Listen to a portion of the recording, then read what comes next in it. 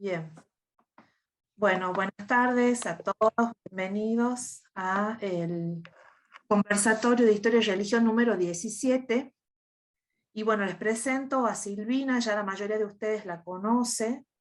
Silvina es doctora, licenciada y profesora, Silvina Rosselli, doctora, licenciada y profesora en Historia por la Universidad del Salvador, de la Ciudad Autónoma de Buenos Aires, investigadora de la Universidad del Norte Santo Tomás de Aquino, miembro del Instituto de Investigaciones Históricas, profesor Manuel García Soriano, de la Facultad de Humanidades de la UNSTA, profesora asociada en dicha universidad en la Facultad de Ciencias Jurídicas, Políticas y Sociales, en el Departamento de Formación Humanística Cristiana y en el Profesorado de Abogacía hasta el año 2021, profesora titular del Seminario Mayor Arquidiocesano Nuestra Señora de la Merced y San José, y del Profesorado de Enseñanza Primaria del Instituto Sagrado Corazón de las Hermanas Esclavas.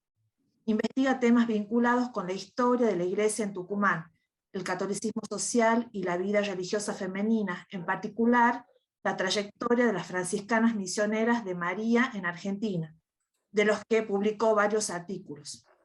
Ha publicado el libro Fray Pedro Zabaleta, la Sociedad de Obreras del Santísimo Nombre de Jesús, Acción Social Femenina y Religiosidad en Tucumán, 1899-1952, libro que es fruto de su tesis de doctorado. En esta ocasión, Silvina nos va a hablar sobre Fray Pedro Zabaleta y sus proyectos en torno a la acción social en Tucumán, 1895-1952. Bueno, entonces Silvina, como ustedes saben, es investigadora de nuestra casa, de UNSTA. Muchas gracias, Silvina, por compartir los avances de tus investigaciones, y bueno, te damos la palabra, y tras tu intervención continuamos con la ronda de preguntas y comentarios. Bien, bueno, muchas gracias Estela por la presentación.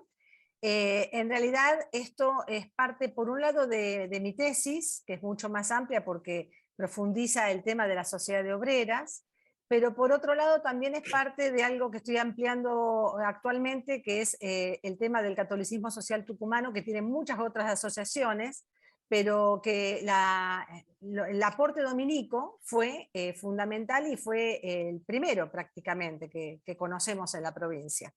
Entonces, para acercarnos a la figura de Fray Pedro Zabaleta, que es de la Orden de Predicadores, tenemos que hacer un breve recorrido por su itinerario vital, para poder abordar después dos de sus principales obras: el Centro Católico, que es el primer círculo de obreros del norte argentino, y la Sociedad de Obreras, a la que muchos van a calificar como el primer círculo de obreras de la República Argentina. Eso dicho por gente del Círculo de Obreros de Buenos Aires. En este trabajo analizo el largo periodo desde la creación de la primera obra social, que es el Círculo de Obreros, y todo el desarrollo brevemente de la Sociedad de Obreras. En la tesis amplío mucho más este último aspecto con la vinculación de la sociedad hacia la orden a fines del siglo XIX, la etapa de los intentos de la década del 20 por buscar, bueno, a qué dedicarse dentro de la labor social, y la construcción de lo que va a ser la propia sede social en la década del 30, que va a marcar un antes y un después, para finalizar con la etapa del peronismo, época en la que a un mes de la muerte de Perón muere nuestra figura, que es Pedro Zabaleta. Los datos biográficos del padre Zabaleta son escasos, es muy poca la información y en algunos casos no es tan fiable. En el caso de los libros de priores, que consulté hace muchos años ya, hay 5 renglones solamente sobre el priorato de Zabaleta, que es bastante conflictivo también, que tiene un fin bastante abrupto y que dura desde 1901 hasta 1904, pero que además hay obras que son propias de Zabaleta que aparecen o en el priorato anterior o en el priorato posterior, o sea que no figuran como obra del propio Zabaleta. A esto hay que sumarle también contradicciones con respecto a su persona. Entre algunos todavía subsiste, sobre todo entre la gente, la idea de que era un hombre muy religioso, muy espiritual, casi santo, mientras que para otros, bueno, por algunas cartas sobre todo, sabemos de la imagen negativa que el fraile tenía entre algunos miembros de la orden. Fray Pedro pertenecía a una importante familia, cuyos miembros tuvieron una amplia acción en la provincia y también en el ámbito dominicano. hombre fuertemente cuestionado a lo largo de su vida sacerdotal, que pese a los conflictos que tuvo, muere consagrado a Dios dentro de la orden de predicadores y que se encuentra hoy enterrado frente al atrio de la Virgen Milagrosa en la Basílica del Rosario en San Miguel de Tucumán. Está ahora enterrado ahí junto con otros frailes que fueron traídos en determinado momento de la bóveda del cementerio del oeste, donde primeramente había sido enterrado. Pedro Zabaleta nació en la capital tucumana un 7 de febrero de 1868. Su padre era un vasco que se estableció en la Argentina en 1742 y que después se traslada con su mujer a Tucumán.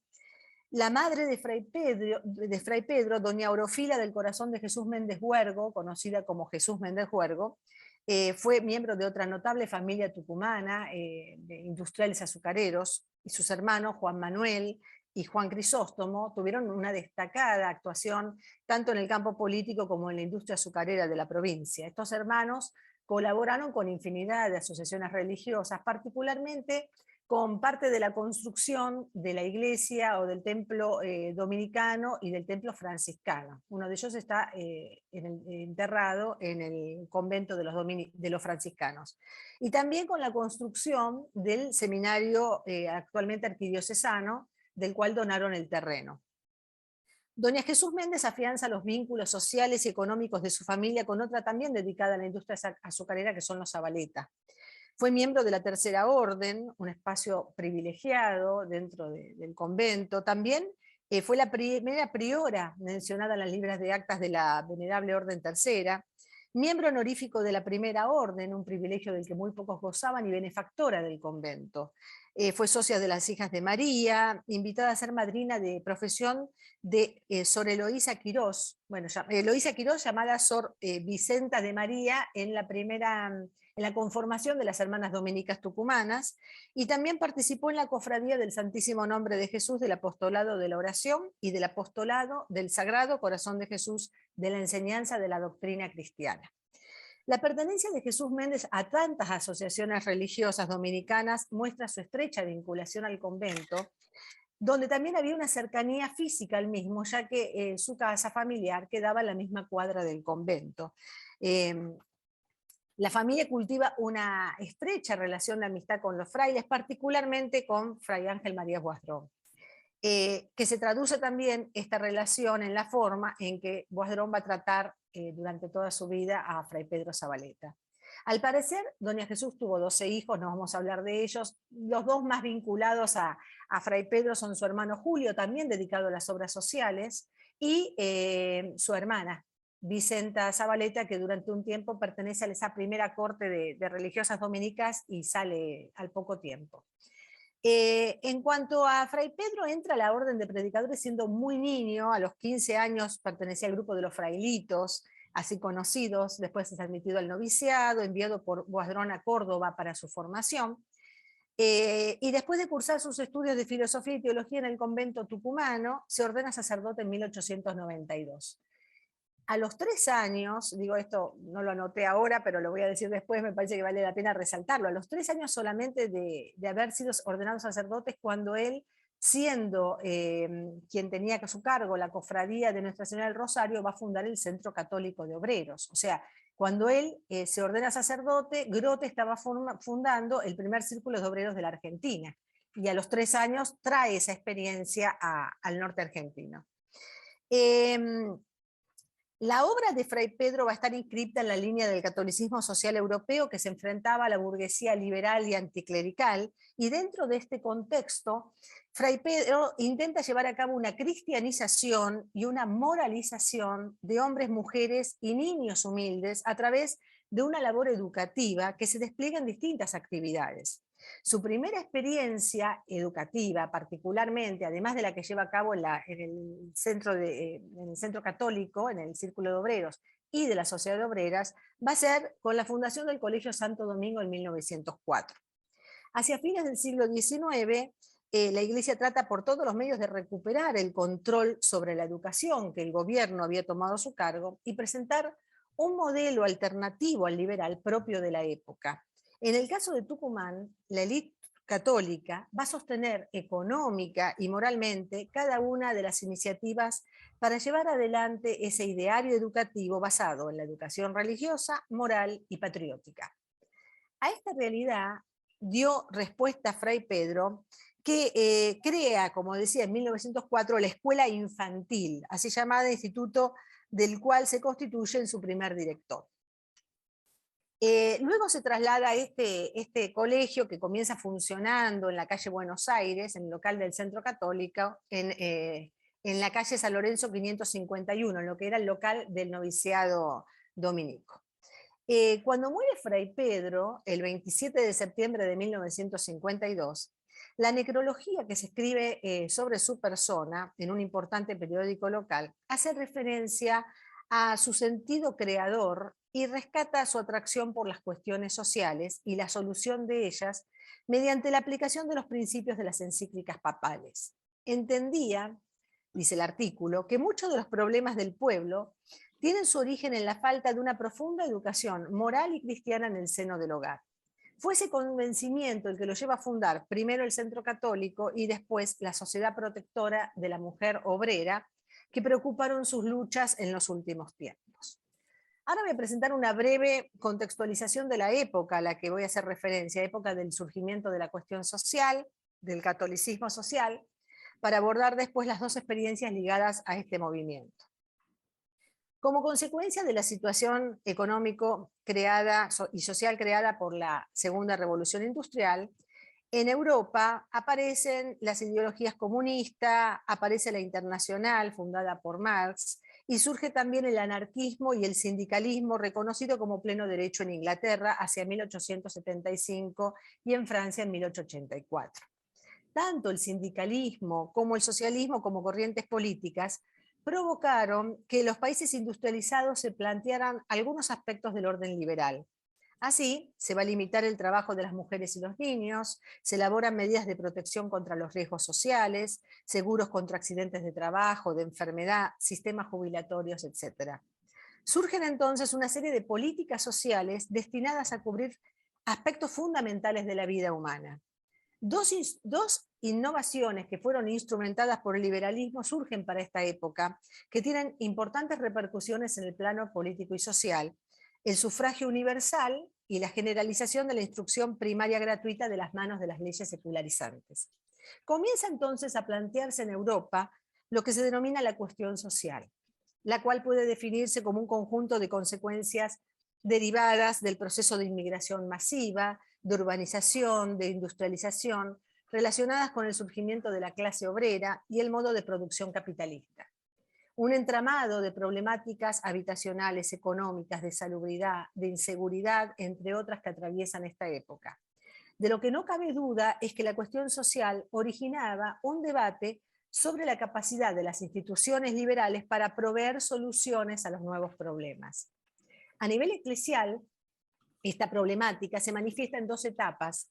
La primera tímidamente antes de la Rerum Novarum en 1891, cuando ciertos grupos emprenden iniciativas de tipo social, fundamentalmente desde el segundo tercio del siglo XIX. Particularmente me refiero a la Sociedad de San Vicente de Paul, todavía muy ligada al modelo de caridad cristiana. En cambio, en la segunda etapa surge de forma más abierta y más aceptada por la mayoría de los católicos, después, obviamente, de la mencionada encíclica en 1891. El catolicismo social va a ser entonces el modo en que respondió la Iglesia a la problemática expuesta, buscando la mejora moral y material de los obreros, pero que fue contrario a la lucha de clases, al uso de la violencia, e incluso algunos de sus representantes cuestionaron el uso de la huelga como un derecho legítimo del trabajador. Aspiraba a la reconciliación de las clases sociales, ya sea por medio de las asociaciones obreras, como también por medio de cambios en la legislación. Uno de sus objetivos fundamentales consistió en lograr el acercamiento del obrero a la vida y normas de la Iglesia. Esto forma parte de un proyecto de moralización y disciplinamiento, palabras que yo repito mucho a lo largo del trabajo porque así es como se plantea, y que no afectó solo a la Iglesia, sino también a la sociedad en general. Fue necesario un tiempo más para que la mayoría de los católicos comprendiese que la situación creada por la revolución industrial no era solamente que había que responder como un deber de caridad, sino de justicia, de comprometerse con la problemática laboral y con sus consecuencias. Ahora bien, ¿cómo comienza el catolicismo social en la Argentina? Bueno, tenemos como varias etapas. Primero, lo que es la 1890 con la revolución política, donde hay una participación activa, o se pretende una participación activa en política de los católicos, y de ahí se pasa a la experiencia social. En el marco de los lineamientos de la doctrina social de la Iglesia, y particularmente ligada a la Rerum Novarum, surgen los círculos obreros de mano de Federico Grote, que llega a Buenos Aires en 1884 y funda ese primer círculo en 1892. La novedad que incluye o que introduce el padre Grote era el haber creado un tipo de organización en la que el laicado asuma un rol protagónico y en que se diferenciaba la acción religiosa de la acción social. En la primera, el clero debía desempeñar un papel de conducción y en la segunda, el laicado debía tener una amplia autonomía. Este modelo buscaba un compromiso más directo de los católicos con la vida pública, que implicaba la toma de medidas más avanzadas, en especial en el terreno social. Pero este criterio no era compartido por la mayoría de la jerarquía eclesiástica. Ellos propiciaban un modelo mucho más centralizado, más jerárquico, que en definitiva fue el que se impuso. Por eso también Grote es desplazado de la conducción de los círculos y termina siendo reemplazado por Monseñor de Andrea.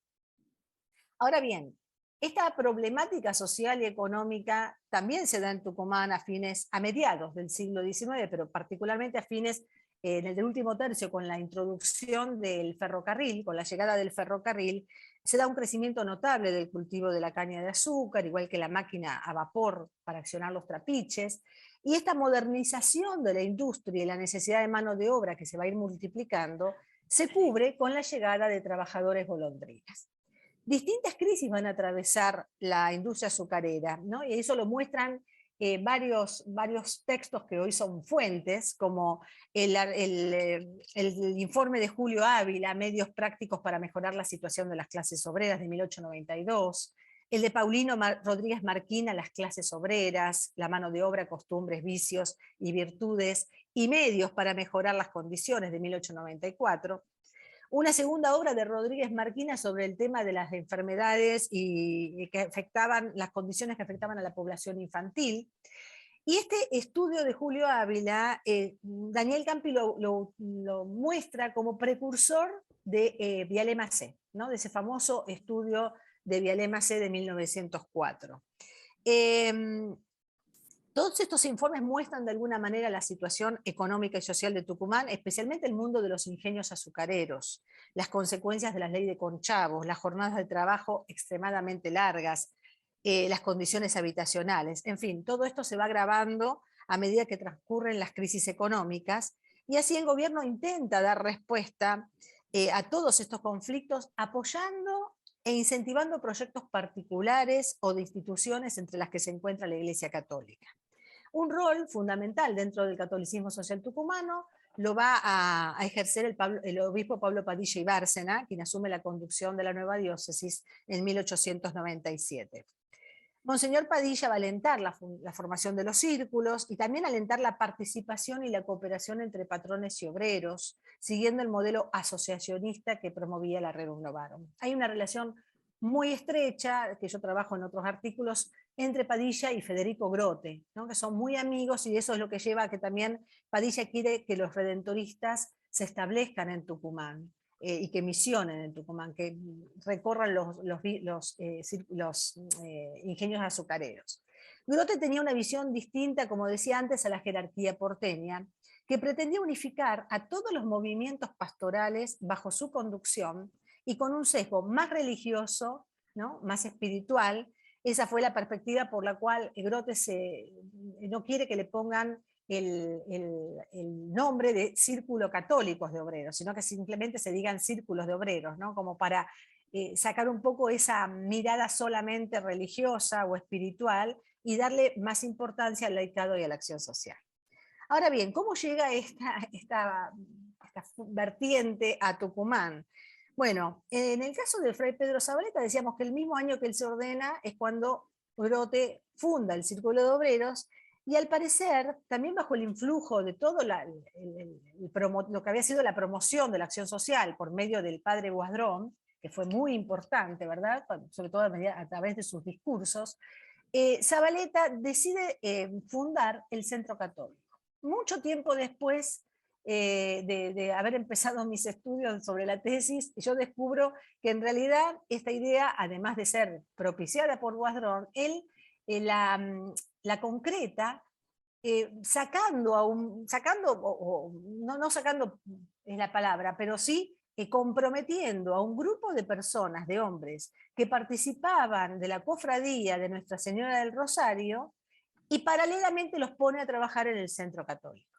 Ese mismo accionar va a aplicar después con respecto a la sociedad de obreras, o sea, de la cofradía del Santísimo Nombre de Jesús, él toma un grupo de mujeres y como que quiere llevar a cabo la acción social, quiere transformar eso, que tenía esas cofradías que tenían un sesgo tan espiritual, en una obra de acción social. Todo esto me iba a ser una reflexión muy posterior, porque yo empecé con la sociedad de obreras, y ahí sí se ve claramente la relación de la cofradía, ¿no?, con la sociedad. Pero yo no la había visto antes con el Círculo de Obreros, así que empecé a trabajar el Círculo de Obreros así como de la nada, ¿no? Este círculo que él quiere llamar, Zabaleta quiere llamarle Centro Católico, le quiere dar esta importancia, y ahí también se diferencia un poco de Grote, ¿no? Lo pone bajo el amparo de toda la orden dominicana, y la influencia de la devoción dominicana aparece claramente en el círculo. Zabaleta lo inaugura este círculo el 2 de junio de 1895, y está ubicado en un local cedido por los padres dominicos en la calle Buenos Aires 141. Creado, como dije antes, bajo el auspicio de Fray Ángel Guadrón, los primeros directores van a ser el padre Zabaleta y su hermano Julio, que lo acompaña en esta tarea, mientras que su primer presidente fue el señor Isidoro Sarracín, que vamos a encontrar en actas en otros círculos obreros.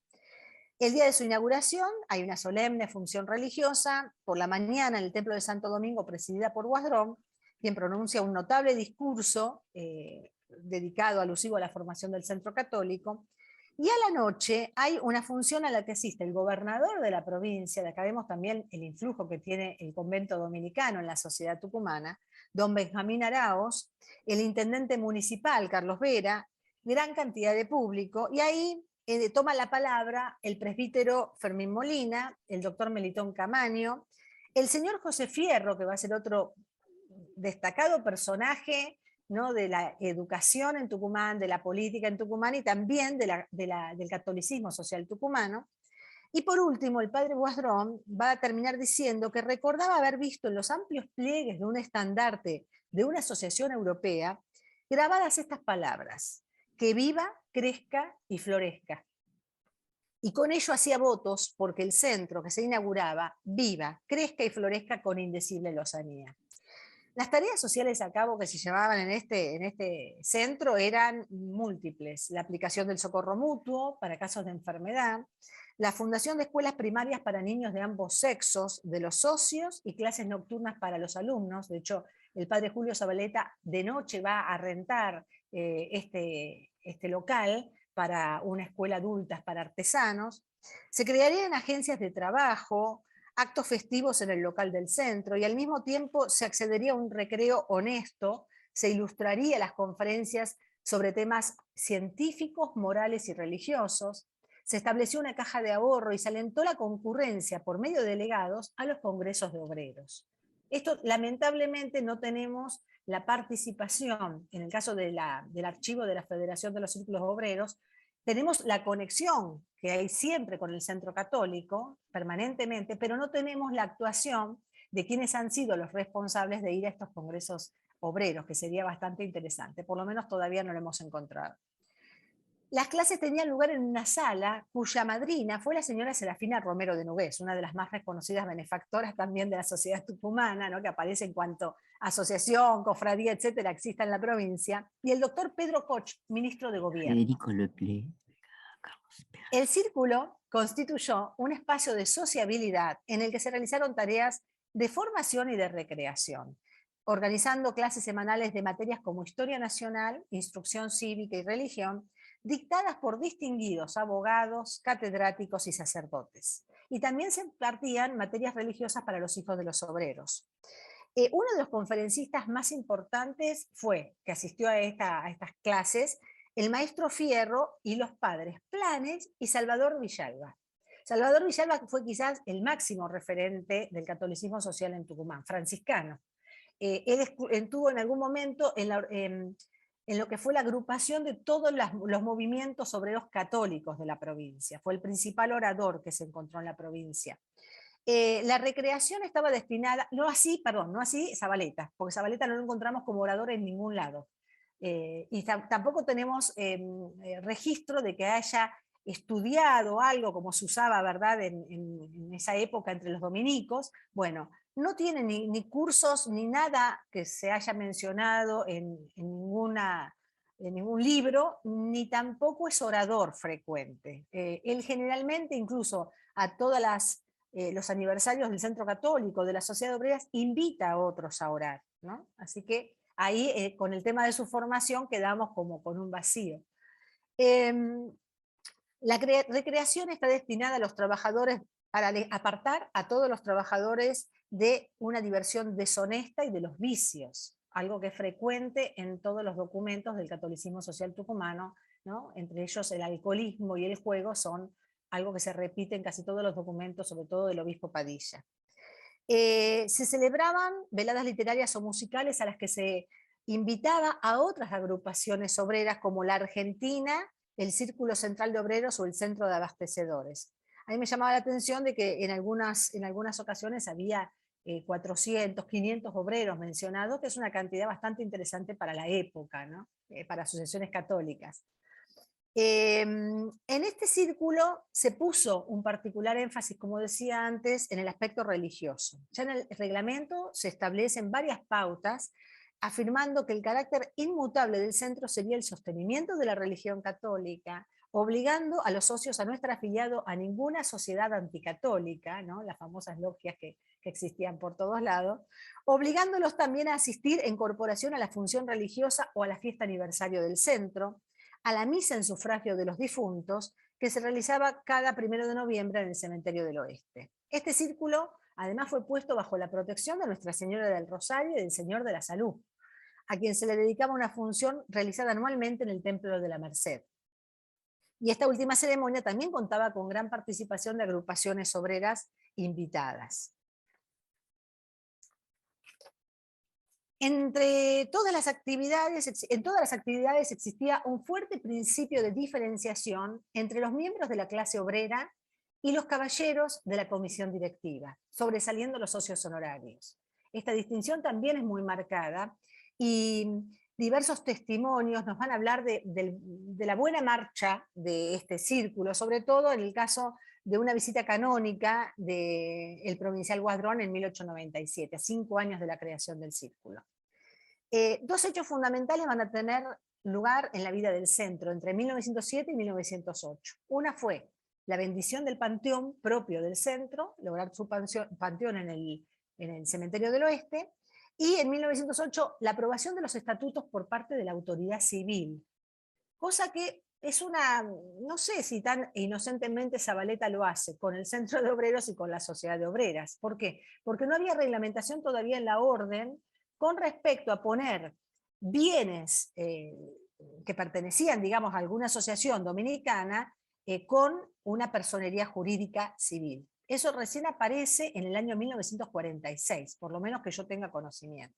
Entonces esto es un detalle, porque también lo va a hacer con la Sociedad de Obreras, y esto va a marcar como una clara separación jurídica, no devocional, religiosa, pero sí jurídica, y con respecto a las propiedades. Entre las aspiraciones y logros encontramos que realmente el centro brinda servicios muy importantes de socorro mutuo, el tema de la escuela para los hijos de obreros, que se hace presente en la vida de los obreros, de los socios, sobre todo también con el tema de la formación, ¿no? Como un gesto de solidaridad, por ejemplo, vemos que el centro sale decididamente a favor del periódico La Defensa, que es un periódico de los círculos obreros de Buenos Aires, cuando se pide desde Buenos Aires ese apoyo para que este medio de propaganda subsista.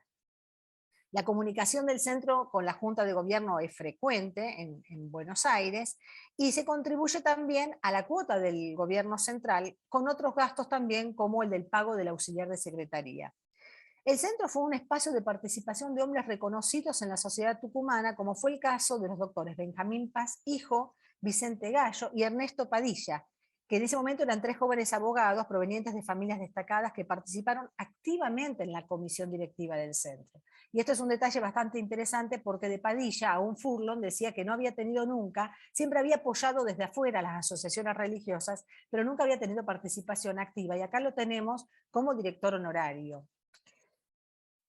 Al parecer, el centro ejerció una tutela moral frente al obrero, y aunque hubo algunos esfuerzos particulares, como la legislación de Padilla en compromiso con el obrero, o en los compromisos de educación, en educación como José Fierro, lo que no puede plasmarse a través del círculo es el protagonismo del obrero como factor de cambio social. Algo que vamos a ver de la misma manera con la sociedad obrera. Sociedad que hay un carácter paternalista muy fuerte que, bueno, termina siendo como el sesgo de la asociación. Es necesario rescatar el esfuerzo realizado por construir un espacio de diálogo y de unión entre los círculos, dejando de lado los intereses personales, y el reconocimiento por el trabajo realizado en el Centro Católico posibilitó la creación de nuevos círculos, entre ellos uno que dependió también de los padres dominicos, que tuvo como director también al padre Zabaleta, y que comienza a reunirse en el Colegio Santo Domingo, pero después se trasladan a la calle Alberdi 71. Y hace muy poquito que yo descubro que ahí está la placa, en esa Alberdi 71, que el edificio es moderno, es del año 40 y pico, no es original, que se llama Centro Social y de Socorro Mutuo. Está la placa de fundación del Círculo de Obreros, ¿no? No solamente del Círculo del Alberdi, sino del Círculo fundado el primero, el 2 de junio de 1895. Y ahí aparece también la figura en bronce de Pedro Zabaleta. Al cumplirse un año de la muerte, estos miembros del Círculo de la calle Alberdi van a solicitar una fotografía del sacerdote dominico para rendirle homenaje como fundador también de este centro. Ahora bien, ¿cuál fue la obra principal de Zabaleta? Sin duda alguna, la Sociedad de Obreras. Por el tiempo que desarrolla, ¿no?, esta labor, desde 1899 que se crea la Sociedad de Obreras dependiente de la cofradía, hasta su muerte en 1952, y sigue, cambiando un poco el matiz al cual se va a abocar, porque en realidad Pedro Zabaleta siempre lo piensa como una escuela doméstica, idea que aparentemente él trajo de Europa. No sabemos cuándo él ha viajado a Europa, no quedó registro más que el testimonio de la segunda directora de la escuela, que él funda en la calle Rivadavia 946, enfrente de donde estoy yo ahora, de las Hermanas Dominicas, y el... Ay, no fue la idea ahora. Bueno, ya me voy a acordar. Uno es ese signo, ¿no? El hecho de la fundación de la Casa de la Mujer Obrera. Bien, la Sociedad de Obreras fue creada en 1899, fue fundada en agosto de 1899. Estas asociaciones, la cofradía y la sociedad, se van a diferenciar en su organización y en sus tareas. Solo se conservó la pertenencia a la cofradía como un tipo de espiritualidad y de arraigo en la orden dominicana. De hecho, al principio fue muy difícil para mí distinguir lo que es la sociedad de obreras, la cofradía, la sociedad protectora de la mujer obrera, porque esta asociación además va cambiando de nombre a lo largo de las décadas. Entonces eso también creó como cierta confusión, y porque muchas socias, sobre todo de la comisión directiva, eran miembros, eran cofrades. Entonces aparecen en una y otra, en la comisión directiva y en la cofradía. A pesar de conservar esta identidad, en los aspectos materiales y jurídicos, como dije antes, no hubo ninguna dependencia, solo una relación de ayuda y de participación eventual. El hecho de que la sociedad tuviese como espiritualidad la cofradía la caracteriza de otras obras de acción social de la época, pero la separación entre ambas se dio cuando la primera, o sea, la Sociedad de Obreras, pone el acento en el socorro mutuo. Esto pudo haber generado cierta confusión, expresada a raíz de la pertenencia de muchos de sus miembros a las dos instituciones. Sin embargo, rápidamente se empiezan a visualizar, a partir de ahí, como entidades distintas. A lo largo del tiempo no se rompió nunca la vinculación con la cofradía, incluso se reforzó invitando a las socias para incorporarse a la sociedad de obreras y a la cofradía mutuamente. Pero la distinción entre fines espirituales y sociales fue causa de muchos problemas entre el padre Zabaleta y sus hermanos dominicos, quienes sostenían la dependencia de la sociedad de obreras a la cofradía. O sea, los padres dominicos veían que esta era una obra social que dependía sí o sí de la cofradía, que eran parte de la cofradía.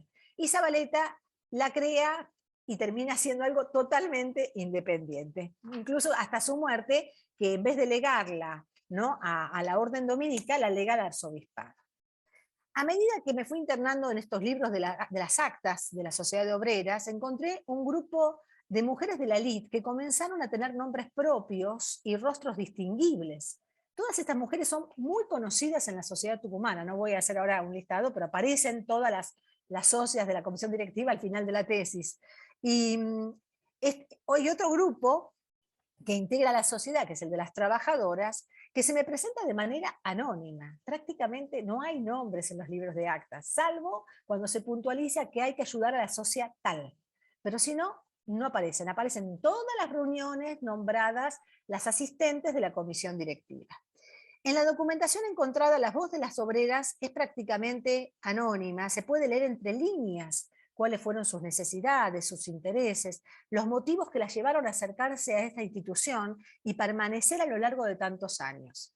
Atravesando ambos grupos, el fundador y director, Fray Pedro Zabaleta, fue uno de los principales sujetos de mi investigación junto a las socias de la comisión directiva, porque son de las que teníamos rastros en todos lados, no solamente en los periódicos, sino en todas las otras asociaciones dominicanas y no dominicanas, que estuvieron acá varias de las que están en esta reunión. La Sociedad de Obreras, sobre la base de un proyecto de Fray Pedro Zabaleta, fue una institución de acción social que unió al sistema de las escuelas domésticas un ideario religioso con el fin de educar, cristianizar y moralizar a la mujer trabajadora. Se repiten algunos de los signos del centro católico. Lo único que se suma es el tema de las escuelas domésticas, que como decía antes, eso es lo que me tildea, que el tema del viaje a Europa solamente lo sabemos por la directora de la institución y que vivió hasta hace unos años, que yo la pude entrevistar varias veces, con más de 90 años, y un pariente, José Frías Silva, que también murió hace unos años, cuya mujer era sobrina de Fray Pedro, y Fray Pedro los casó. Y él me dijo, sí, Pedro estuvo en Europa y ahí conoció y volvió obsesionado, lo mismo me dijo esta hermana, esta directora, con las escuelas domésticas. A fines del siglo XIX y principios del XX se incluyen algunas asignaturas correspondientes a las ciencias domésticas en todos los planes de estudio de nuestro país, intentando afirmar el rol de la mujer como garante del equilibrio del hogar. Se prestó una atención especial a todo lo concerniente al cuidado de la casa y a la maternidad. Y a partir de este modelo surge la Sociedad de Obreras con el fin de proteger a la mujer trabajadora. En la concreción de este fin se ponen en juego los conceptos de caridad, beneficencia y acción social. El primero de estos términos, aunque tradicionalmente vinculado a la Iglesia, a la necesidad de compasión, de dar limosna, y a una actitud paternalista de un grupo de sus miembros para con otros que necesitaban su ayuda. El segundo, el de beneficencia o filantropía, va a estar relacionado con una valoración económica de la población a la que tenía que responderse en la concepción liberal ante la abstención del Estado en la cuestión social desde políticas públicas, ¿no? Ya antes dije que el Estado como que también se le va de las manos y apoya a las instituciones privadas, también a la Iglesia Católica. La acción social entonces trató de dar un paso cualitativo en la forma de enfrentar las problemáticas surgidas frente a la cuestión social. Este paso fue crucial en asociaciones como esta, donde la propuesta tendía a establecer acciones vinculadas a la resolución de problemáticas sociales. Caridad y acción social fueron tendencias que incidieron a veces de modo pendular en el rol que cumplió esta asociación y en la postura que adoptaron tanto el padre Zabaleta como las mujeres de la élite que la condujeron. O sea, hay muchas veces que vemos, en palabras del propio Zabaleta, diciendo esta es una obra de acción social, esta es una obra de acción social. Pero por otro lado también vemos el discurso de la comisión directiva y a veces también de él, ¿no? Frente a algunos artículos periodísticos, sobre todo en la década del 30, donde él publicita mucho la sociedad para poder juntar dinero para la construcción de la casa, y ahí vemos, bueno, la incidencia de un carácter más bien paternalista, no tanto de acción social, ¿no? Sino más bien benefactor. La forma de plasmar el objetivo propuesto se fue modificando a través del tiempo, ya que habría que esperar hasta fines de la década del 30 para que las escuelas domésticas se hicieran realidad y no fueran solo un proyecto. Entre tanto, los paliativos de la década del 20 sobre todo fueron el socorro mutuo, la agencia de trabajo y los talleres. Particularmente del socorro mutuo, obviamente la atención en casos de enfermedad y la bóveda. La bóveda fue muy requerida, incluso por los miembros del centro católico, antes de tener la propia bóveda, pedían permiso para usar la de la sociedad de obreras. Los fundamentos espirituales, no me voy a explayar ahora, pero han sido muchos, entre ellos la devoción al Niño Jesús, a la Virgen del Valle, el culto, obviamente, al Sagrado Corazón, que marca esta época, ¿no?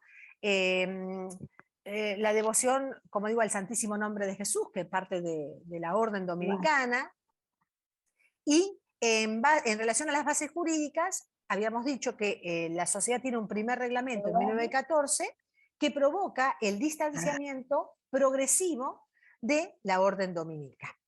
En relación a las bases sociales, fue mucho el atractivo que produjo esta asociación en las obreras y amas de casa sin recursos. ¿Por qué? Porque muchas no eran obreras, eran amas de casa o trabajaban en sus casas, había costureras, eso pudimos ver algunos folletos que aparecen para incorporarse a la sociedad, que eran muy poquitos, y lo que buscaban era el socorro mutuo, particularmente, ¿no? Era como una forma de cubrirse en caso de enfermedad. Muchas lo hacen incluso como no habían pagado nunca cuota y quieren asociarse, bueno, en caso de enfermedad piden excepciones para pagar varias cuotas juntas, y incluso algunas veces los patrones de empleadas domésticas hacen eso, ¿no? O con las criadas en su casa, esa famosa forma, ¿no?, de criar gente del campo que termina sirviendo en la casa, pero que también forma como un poco parte de la familia. Bueno, cubrirla en el caso de necesidad era asociarla a esta institución. Algunos espacios de recreación escogidos para la organización también de ciclos de conferencias fueron las sociedades literarias. En este caso fue utilizada la Biblioteca Alberdi y la Sociedad de Sarmiento, que significativamente eran espacios de sociabilidad masculina, pero que a través de la conexión, por ejemplo, Margarita Todd de Tula, que era miembro del Círculo de Magisterio, es una notable maestra tucumana y directora, bueno, como fue presidenta de la Sociedad de Obreras, colaboraba para que en ese momento pudiesen hacerse estas conferencias en la Sociedad Sarmiento o la Biblioteca Alberdi. Hacían vínculos, ¿verdad?, para obtener estos permisos. Otras instancias de formación y de recreación fueron los domingos de la obrera, donde se invitaba a tener un domingo de recreación junto a toda la familia. También se daban algunas en el Círculo del Magisterio, sesiones de cinematógrafo, y comienzan a multiplicarse lentamente los paseos fuera de la ciudad, la casa de los miembros de la comisión directiva en Yerbabuena, que esta época es un reducto de quintas y de zona de descanso. También va a surgir lentamente el barrio como un espacio de evangelización, porque acá tenemos 3 congregaciones que pasan por esta institución. Yo en la tesis abordo 2, que son las que están hasta la muerte de Zabaleta, después pasa una tercera. Pero la primera que llega cuando se crea la obra material, la Casa de la Mujer Obrera, es las Hermanas del Buen y Perpetuo Socorro.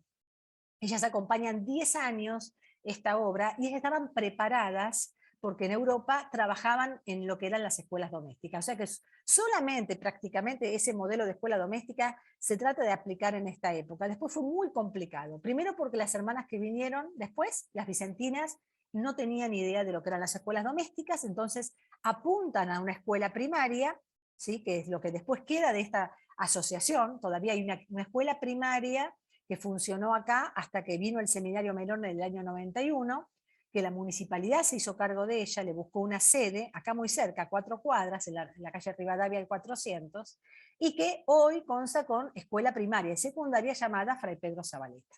Bastante escondida porque es una casa antigua, de esas casas chorizo, que la han modificado y la han hecho escuela.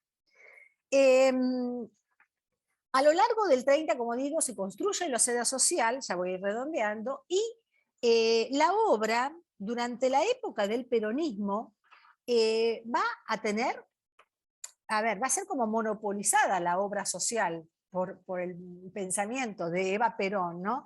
Porque en realidad en esta época lo que difiere es que el Estado es quien interpela el rol de la mujer en la funcionalidad de la nueva Argentina.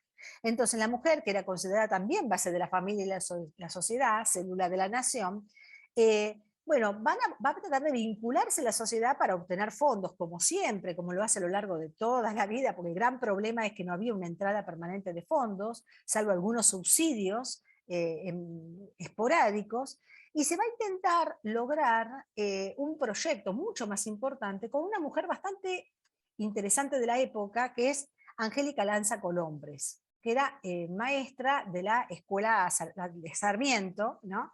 Es una escuela que tiene al principio un tinte también muy femenino, nace casi como una escuela dirigida a la formación de la mujer, ¿no? No solamente en el plano intelectual, sino en todas las labores que de esta época se consideraban que eran propias de la mujer. Y Lanza Colombres se hace cargo de la asociación durante la época del peronismo, pero debido a que no tiene apoyo en el proyecto que ella presenta, le muestran cuál es la inviabilidad del proyecto, termina tomando distancia. Se suscitan algunos problemas a cargo por el tema de la dirección de la escuela, la falta de fondos, la forma en que se intenta plasmar el sueño de Fray Pedro Zabaleta, y con la vejez de Fray Pedro, que era quien llevaba, ponía el cuerpo a esta asociación, hasta un mes antes de morir, él concurre a esta casa de la mujer obrera, él se ocupa personalmente de la obra, y bueno, la sociedad va a sufrir la muerte de Fray Pedro en 1952. Acá trato de desentrañar, de hacer inteligibles los vínculos entre el padre Zabaleta, los miembros de la comisión directiva y el resto de las socias. Pude observar el rol que las mujeres de la élite cumplen en esta asociación, que fue decisivo para el funcionamiento de la obra durante tantos años. Fueron ellas las encargadas de buscar fondos, reunir a los médicos, casi todos eran sus parientes, conseguir los contactos para obtener un lugar en el cementerio donde levantar la bóveda, en fin, gestionar todos los recursos necesarios para poner en marcha este proyecto. Estas mujeres lograron conjugar religiosidad y moralización como parte de su responsabilidad social. Fue el modo que tuvieron de zanjar la cuestión social desde otro ámbito y de crear vínculos con otras asociaciones fuera del convento dominicano. Respecto a las socias, hemos visto que muchas son anónimas y que deseaban salvaguardar este deseo de tener salud y reposo, su último reposo, y la posibilidad también de encontrar un trabajo digno, porque la asociación cumplió el rol de agencia de trabajo. Este también fue un problema, porque algunas mujeres de la comisión directiva entendían que tenían que transformarse en empleadas domésticas propias, ¿no? O sea, que tenían que pagar la formación que recibían en la sociedad trabajando en sus propias casas. Y Zabaleta parece que las hermanas que estaban a cargo esto no lo vieron e hicieron un corte con algunas de ellas. En cuanto a la experiencia, ¿no? Como otras asociaciones católicas en nuestro país, esta asociación no produjo cambios significativos en la situación social de las mujeres trabajadoras, sino que mantuvo cierto orden establecido. Sin embargo, al menos ellas pudieron encontrar un espacio, una casa, donde llevar sus angustias y sus esperanzas, y un sacerdote que las acogió y se desveló por ellas, buscando hacer dignas sus vidas. La dignidad se entendía desde el cubrir necesidades básicas como el trabajo, la salud y la educación. No fue poco, quizás fue insuficiente. El padre Zabaleta hizo permanentemente hincapié en que esta no era una obra de beneficencia, sino de acción social. Pero esto muchas veces no se vio en los hechos, no se vio concretar. En relación a esta obra, me queda pendiente también el estudio de la tercera congregación, como dije, que pasó por la obra, y la toma de control por parte del obispado cuando las hermanas se retiran, porque se le ofrecen a otras religiosas y nadie se quiere hacer cargo de lo que quedó, que era una obra que había que mantener económicamente, muy difícil para mantener económicamente, y una escuela que tenía algunos recursos provenientes, algunos subsidios provenientes del Estado.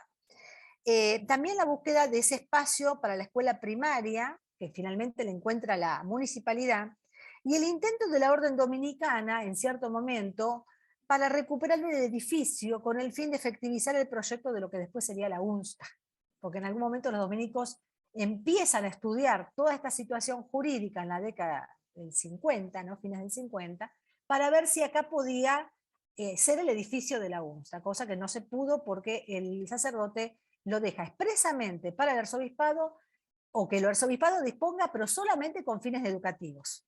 Cuando se quiso usar este inmueble para otra cosa, no se pudo.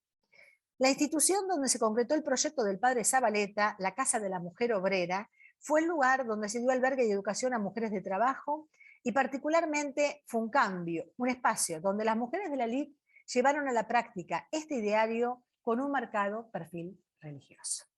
Eso es todo. Voy a presentar ahora, si me permiten, un pequeño PowerPoint, a ver si puedo.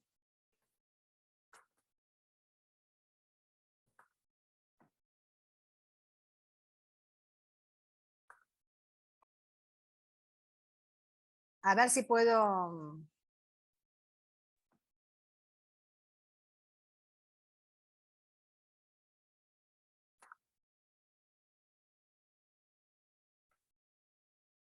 ¿Puedo pasarlo? Sí, estás habilitada. Sí, tranquila. Porque, Esperamos. Tienes que poner compartir pantalla. Sí, acá está. Lo estaba ampliando en el escritorio, ahora se ve que lo está cargando. A ver. Ahí va. Ahí está comenzando a presentar. Bien.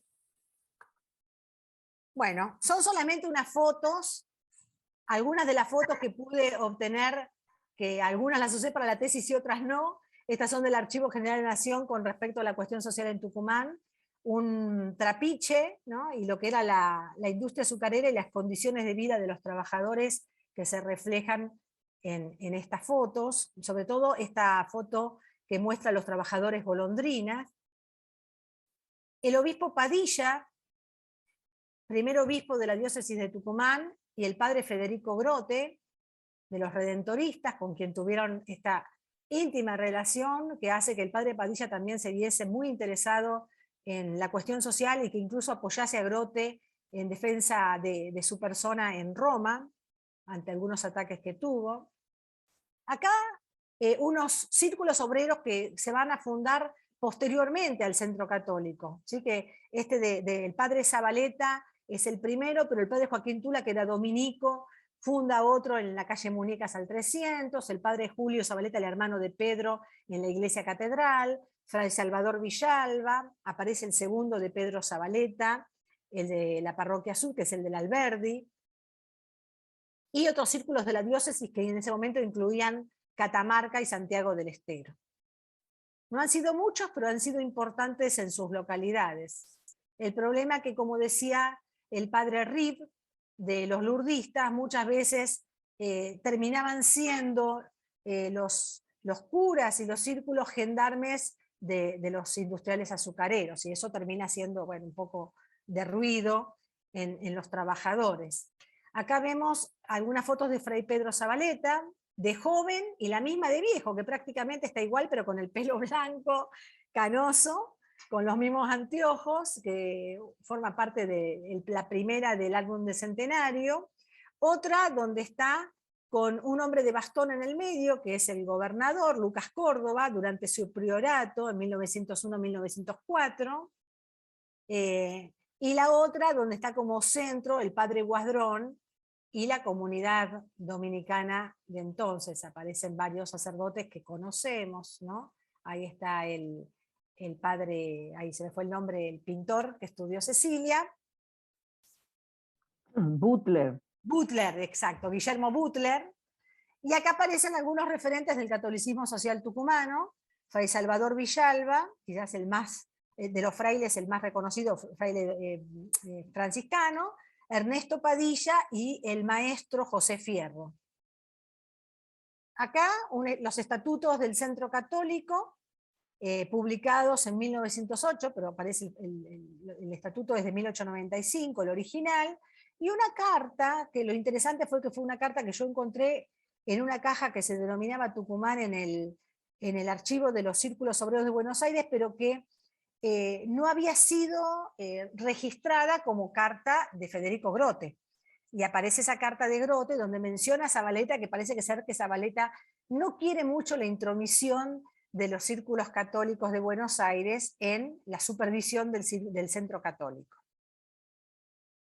Acá aparecen el sello de la primera sociedad de obreras, digo, el primer título que lleva, ¿no? La primera denominación jurídica, que es Sociedad de Obreras del Santísimo Nombre de Jesús, después va a terminar siendo Sociedad Protectora de la Mujer Obrera, una publicidad del diario del Orden, que habla del hogar de la obrera cristiana, donde así se llamaba el edificio, los locales que habían alquilado en la década del 20, donde se daban clases de bordado, donde la gente podía llevar ropa para lavar o para planchar y se le daba trabajo a las obreras, y una imagen de una revista antigua del Ministerio de Educación, donde aparece lo que era el ámbito de la enseñanza de las artes domésticas, ¿no? Que se puso muy en boga, sobre todo los primeros años de la década del siglo XX. Acá aparece ya la Sociedad Protectora de la Mujer Obrera. Tenemos una foto, esta alargada, donde aparece Fray Pedro Zavaleta con la Comisión Directiva de Damas, y en el centro el gobernador Campero, quien apoya materialmente a la obra para la obtención de subsidios para la construcción de un gran edificio que hay acá en la Rivadavia al 900. Este es el modelo de lo que finalmente se construye, que está, el edificio social está en la portada de este folleto que dice la Sociedad Protectora de la Mujer Obrera de 1936, la memoria del año 34, y lo interesante de esta memoria, a pesar de que estas dos fotos están muy feas, pero porque la memoria está en muy mal estado, la fotografía en sí, son las únicas dos fotos que tenemos de las obreras. O sea, hay cantidad de fotos y de mención de la comisión directiva, como dije antes, todas son mujeres que cuando mostré a algunas personas me decían, ay, esta es mi tía, esta es fulana, esta es mengana, pero resulta que estas dos fotos, ¿no? Acá claramente en el centro con estas tres mujeres con sombreros son las de la comisión directiva, y el centro que las rodean son las obreras, y acá en la puerta de Santo Domingo, son las únicas dos fotos que aparecen en esta memoria. No encontramos ninguna otra foto de las mujeres que formaron esta sociedad. Acá, que dice Seminario Menor San José, es lo que hoy es el Instituto Santo Toribio, Profesorado de Ciencias Religiosas, que es la Casa de la Mujer Obrera. El primer piso era donde estaban las hermanas, y en la planta baja tenemos la parte administrativa y lo que eran las aulas. Es un edificio bastante grande, con un gran fondo, donde estaba también el mástil de la escuela, o sea, todas las instalaciones propias para el dictado tanto de clases de escuela primaria como de la escuela doméstica, que funcionaba paralelamente. Vemos un cuadro de Santo Domingo, y este escudo que está pintado en el techo, que desgraciadamente esta foto fue de hace muchos años, ya prácticamente desapareció porque la humedad ha corroído todas las pinturas. Tenían en un lado el escudo vaticano, en otro el escudo argentino, y este era el escudo dominicano. Yo pensaba que era carmelita, porque de mi ignorancia lo veía marrón cuando lo vi, pero bueno, era que había también perdido el color, y ya ahora desapareció.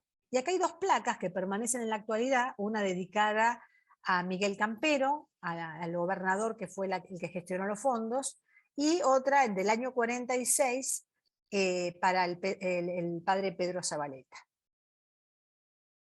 Y ahí terminó la demostración de fotos. Bueno, muchas gracias, Silvina. Muy Legal. interesante la exposición, sobre todo para quienes desconocemos el periodo como yo.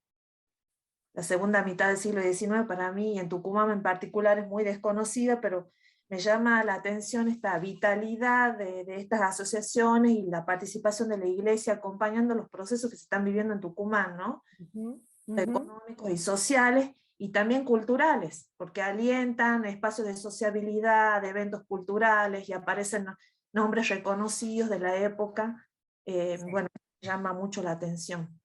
Y por supuesto, el micrófono está abierto para comentarios, otros comentarios y preguntas sobre esta exposición.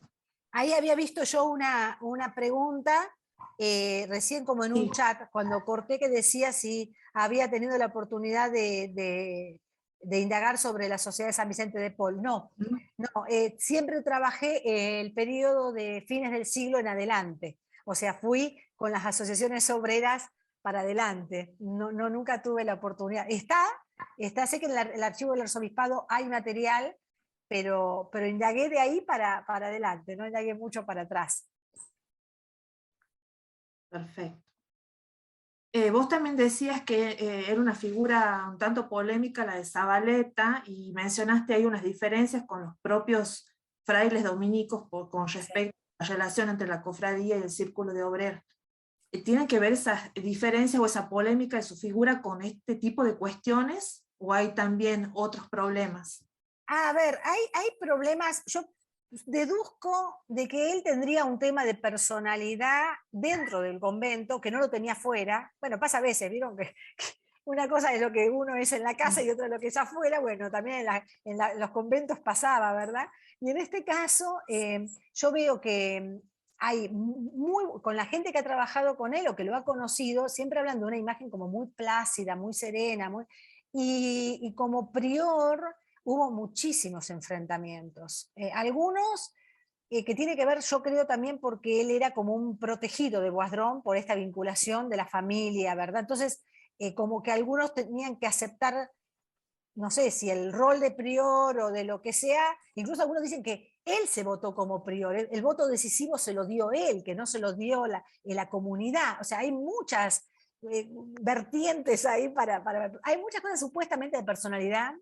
Él escribe mucho a los... en alguna ocasión el fray Pablo y la hermana Cintia me pasaron cartas, ¿no?, que encontraron en Roma sobre la vinculación de él con los generales, con los ministros, y realmente es como que él se queja de cómo lo atosigan, ¿verdad?, con cosas, y que lo persiguen. Bueno, hay un tema, supongo, de personalidad, pero también hay cosas que no se entienden de su prioridad. Por ejemplo, una de las cosas que le critican es haber puesto la luz eléctrica. O sea, es un gasto innecesario que él en 1904, que de hecho eso es el fin de su priorato, haya puesto luz eléctrica en el templo. Entonces a mí me da la impresión que también hay cosas a las que él está acostumbrado, quizás también por esto de esas vinculaciones que tiene familiares, a las que él está acostumbrado.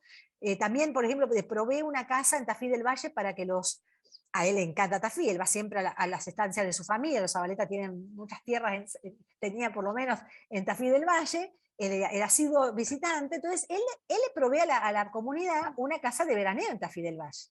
Claro, esa casa después había que mantenerla, entonces supongo que los frailes no estarían muy de acuerdo quizás de decir, bueno, tenemos que tener una casa de veraneo nosotros. O sea, hay muchas cosas. Yo creo que lo peor fue el tema de la propiedad. O sea, eso terminó como de zanjar entre algunos la relación con Pedro, que de hecho ahí lo mandan a que esté en la comunidad, pero sin ningún tipo de funciones. O sea, él se puede quedar en la comunidad calladito, y no puede hacer nada más que hacer la obra social, ya que a él le gusta la obra social, que haga eso, que no haga nada más. O sea, pero no se lo hace como un premio, las cartas aclaran de que no es un premio a Zabaleta. O sea, es como echarlo de la comunidad de alguna manera, ¿no? Por esa dedicación que él tiene a la sociedad de obreros. Entonces, no sé si también es un poco personalidad, otras cuestiones que él toma decisiones por él mismo, ¿no?, que como que lo sacan de esa órbita del discernimiento comunitario también. Pero bueno, eso es la personería jurídica es algo que termina de complicar, porque él se hace asesorar muy bien por abogados importantísimos de la época, ¿no? Digo, y eso termina como cortando porque no le deja relación a la orden dominica con estos bienes que supuestamente se forman a partir de esas cofradías. Perfecto, gracias. ¿Algún otro comentario, pregunta a Silvina? Yo un comentario, bueno, gracias Silvina también por tu trabajo, por compartir un trabajo tan bueno, tan exhaustivo. Y yo creo que la reflexión que se me ocurre a mí es, digamos, el dinamismo que tiene ese convento y la orden en Tucumán desde finales del 19 y principios del 20, que lleva a que los frailes se comprometan con la cuestión social, que evidentemente era una cuestión muy emergente en Tucumán. El tema es que cada vez que uno mira la historia del siglo XIX y de la primera mitad del XX, se da cuenta que en Tucumán se invierten muchas fuerzas, incluso la iglesia, las órdenes invierten, la orden dominica especialmente. Boadrón incluso funda una congregación religiosa, porque evidentemente Tucumán prometía muchas cosas, ¿no? Y Tucumán aportaba al Estado una industria próspera, con muchos capitales que evidentemente pues después tuvieron otro transcurrir, ¿no? Que no significó justamente una consolidación económica en la provincia. Pero evidentemente se ve que Tucumán prometía muchísimo, que los frailes se comprometieron con eso, fundaron, en el caso de Boadrón, además de estas instituciones, un montón de instituciones de carácter religioso también, y cofradías, como lo has mencionado, una congregación religiosa, una universidad. Evidentemente, pues, había un proyecto de la orden muy concentrado en Tucumán, con una promesa muy fuerte que yo creo que fue Boadrón el que de alguna manera configuró eso, y después también una comunidad de religiosos que con sus buenas o sus malas, pues se fue de alguna manera dirigiendo esos esfuerzos, ¿no? El tema es que después en Tucumán pasa lo que pasa, que la industria que prometía, pues es una industria que se vuelve en contra de la misma provincia, te diría, y pues se diluyen esas expectativas, quedando pues estas experiencias muy fuertes de asociacionismo, de trabajo conjunto, de construcción comunitaria, que de alguna manera aportan una serie de recursos humanos, culturales, que de alguna manera definen a la provincia que tenemos ahora también. Bueno, era Sí. eso. Te agradezco. Sabés que eso, Sofía, cuando tuvimos las jornadas de historia de la arquidiócesis, justamente a raíz de algunos trabajos, ¿no? Veíamos que cuando Pablo Padilla llega acá a Tucumán, una de las cosas que se planteó muy interesantes en las jornadas era si había sido un castigo, más o menos, porque él formaba parte del obispado de Salta, ¿no? Y Sí. no, y lo que se decía en las jornadas, en la reflexión fue que no, que ciertamente él primero quiere venir y que después Tucumán era promesa, esto de que Tucumán era como era una promesa de progreso, ¿no? de bienestar, la llegada del ferrocarril había movilizado tanto el tema de la industria azucarera y presentaba tantas expectativas que yo creo que en esa ciudad emergente esta realidad en la que la iglesia es parte, ¿verdad? Y es parte activa, bueno, se intentan como poner todos los, no sé, como todos los vínculos posibles, y ahí por eso también vemos la gran participación de la élite en un primer momento en estas asociaciones, bueno, para cubrir este espacio al que el Estado las políticas liberales no podían dar respuesta, pero me parece que había eso, como la mirada de un Tucumán que podía ser de mucho progreso, que después ciertamente no fue progreso para todo el mundo, y que después todo esto que se plantea de acción social o beneficencia va a ser, ¿no? Va a ser algo que, por lo menos en esta sociedad, las transcurre hasta la época del peronismo, ¿no? ¿Puedo? Y ensambla con el peronismo perfectamente. Claro, por eso a mí me pareció interesante llegar hasta ahí, después bueno, pero en la época del peronismo también hay una imagen, ¿verdad? Entonces Zabaleta juega con que, también es la mujer a la que hay que, es la célula del hogar, entonces él engancha por ahí para pedir plata. Y Celestino Valdés, que es un diputado tucumano peronista, amigo de él, hace la vinculación también para conseguirle subsidios. O sea, es algo maravilloso como él se arregla con todo el mundo, con tal de mantener, hace política de una manera muy inteligente con gente de sociedad de la época, ¿no? O con gente importante. Pero también en la época del peronismo. Gracias. Ahí señalabas, Silvina, que llegaste hasta los años 50, Hola, porque Rafael. después en los años 60 entra una fuerte crisis económica en Tucumán, y esa fuerte crisis también llega al menos hasta el convento, que vende los altares para poder comer. Los 2 altares que faltan en la iglesia fueron vendidos no sé a qué parroquias porque tenían que comer.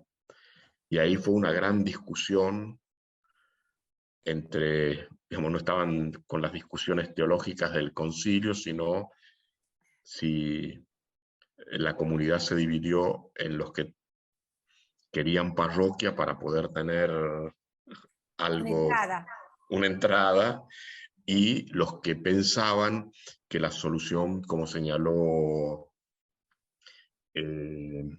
la Popi Sofía, era la cuestión cultural.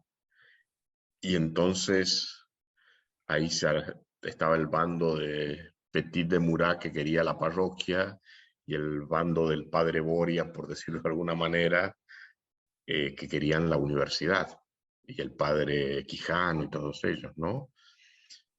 Y Rafael, bueno, nos das ahí un montón de elementos para seguir trabajando ya la época contemporánea en los dominicos, porque toda esa cosa yo la desconozco. ese está en el libro consejo que tienen en el instituto. Sí, pero no, digamos, nunca, por lo menos yo no he indagado en esa época, en los 60 Claro. en el convento. Algo conozco también de Cintia, que ha trabajado algún sacerdote, ¿verdad?, comprometido con la cuestión política y todo eso, pero esto no sabía, Claro. esto de la venta de los bienes de la iglesia, muy Sí, fuerte. no, bueno, y también esto de que tan viejo como el Quijote ladran señal que cabalgamos, cualquiera que hace algo, inmediatamente. Me acuerdo que gritaban por los claustros, hay que pararlo a Cúnsulo que está arreglando la iglesia. Claro, es... Y le escribían así al provincial. Bien, Muy Cintia, interesante. Sí, listo. quiere hacer un comentario, una pregunta. Adelante. Sí, bueno, gracias Silvina por todo lo que nos traes. Bueno, te hemos escuchado varias veces, pero a veces como una visión más de conjunto. Bueno, ayuda a ver, ¿no?, la riqueza de tu trabajo, de todos tantos años de perseguirlo a Zabaleta y a sus vínculos y a sus sueños también, ¿no? A mí creo que la cuestión social, o sea, tu tema, ¿no?, la pregunta por la cuestión obrera, la sensibilidad de Zabaleta y de tantos otros, ¿no?, proveniendo él de una familia muy acomodada, una familia también con capitales, con tierras, con industria. Bueno, eso llama la atención también, ¿no?, cómo el despertar a una conciencia social no depende de la clase ni de la condición social, sino de los procesos personales, ¿no? Y creo que Zabaleta en ese sentido, aún con sus ambivalencias, con sus alteraciones o ciertos, no sé, temperamento impulsivo o por momentos poco armonizado por lo que uno va viendo, a mí me impactó mucho, yo se lo comentaba a Silvina, ver las cartas de él en Roma, la letra de él es una letra de alguien alterado, de alguien que no está pacificado, ¿no? Pero bueno, con todo, realmente fue un propulsor de una nueva conciencia, de un salto de conciencia también en el convento y en sus vínculos, que creo que quizás uno no logra dimensionar el impacto de la industria azucarera en ese contexto de fines del 19 y principios del 20. Las descripciones que nos llegan de quienes observan son dramáticas, ¿no? El informe Vial Macé y tantos otros informes, este de Ávila que vos mencionas, y también este discurso de Boadrón, que es el discurso que tenemos sobre la cuestión social. Él dice que que a quien ve las condiciones del obrero azucarero y no se compadece de esa situación, es porque no tiene alma en su pecho ni corazón en su cuerpo, ¿no? Porque las condiciones eran infrahumanas. Entonces, claro, es una provincia que se enriquece aceleradamente, unos pocos se enriquecen a costa de un trabajo esclavo, ¿no? Por eso el mito del familiar y el pacto con el demonio como explicación que se daban los tucumanos a tanta riqueza acumulada y tanta pobreza acrecentada, ¿no? Entonces me parece que con sus más y con sus menos, con sus logros y fracasos, esta decisión del convento de Tucumán de apoyar esta iniciativa de Zabaleta, de un compromiso más cercano con el sector obrero, aunque pudiera haberlo hecho mejor, todo lo que ya sabemos, pero bueno, habla de una nueva conciencia, ¿no? Y que si bien, bueno, la Rerum Novarum y todo lo que la Iglesia intenta aportar, que sabemos que llega tarde, porque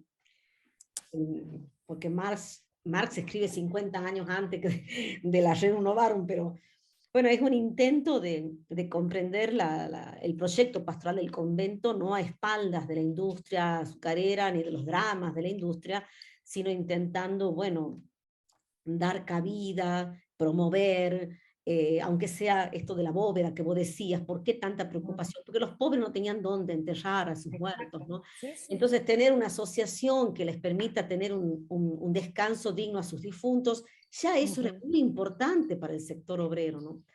Así que bueno, no sé, yo siempre que escucho estos temas me pienso en qué habrá pasado por los sentimientos de estos frailes y en la tensión que habrán vivido él, porque era miembro de una familia de la élite, Boadrón, porque llegaba de Francia y sabía de la cuestión social europea y leía a Fonquet, este obispo alemán, que de algún modo es el que escribe y que hace el borrador. Comienza. Entonces, bueno, yo creo que confluyen ideas que vienen de Europa, nuevas conciencias, sensibilidades personales y bueno, un deseo de hacer el bien, en el fondo, ¿no? Es que a mí me gusta cuando podemos recuperar esas historias de vida porque nos hablan de un contexto, de otros vínculos, de un mundo pequeño como el de Tucumán, pero tenso, un ambiente tenso, ¿no? Entonces estas acciones me parece que son lindísimas para recuperar, para contar, ¿no? Así que bueno, muchas gracias, Silvina. No, gracias a vos. Yo rescato lo mismo, rescato la sensibilidad por un lado y también el hacer, porque podría no haber sensibilidad y no haber hecho nada. Digo, hizo hasta el mes antes de morir, acompañó, ¿no? Y se preocupó desde su perspectiva, quizás paternalista o como sea, pero se preocupó porque esto funcione, porque esto sea de calidad. Uno lamentablemente hoy ve que esta institución se viene abajo, pero desde la pintura de los techos, la araña que tenía, las escaleras de mármol, así que circundaban el salón de actos que eran con terciopelo, o sea, todo era como de calidad para la obrera, no era cualquier cosa el lugar que se les ofrecía, ¿no? Y las hermanas que vienen también lo hacen con lo que pude trabajar con las hermanas del Perpetuo Socorro, incluso con una que formó parte de las primeras comunidades, que murió ya hace años, pero que me pudo escribir ya de viejita. Son cosas que realmente a uno le llaman la atención, un tipo de pastoral que para la época fue significativo y fue modernizador, tanto como la situación que se presentaba. Entonces respondían como se podía también, ¿no? Me parece que... Bien, gracias. Susana Monreal.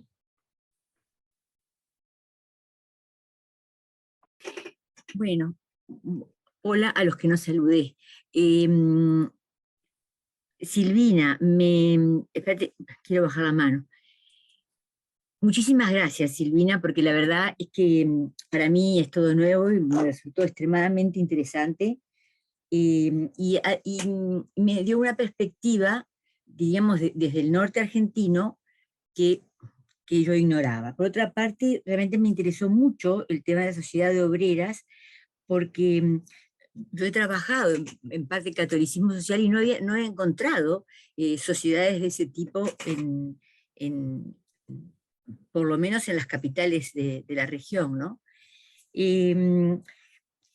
Yo quisiera hacerte algunas consultas que tienen así como una perspectiva regional y que tú dirás hasta qué punto son acertadas o no.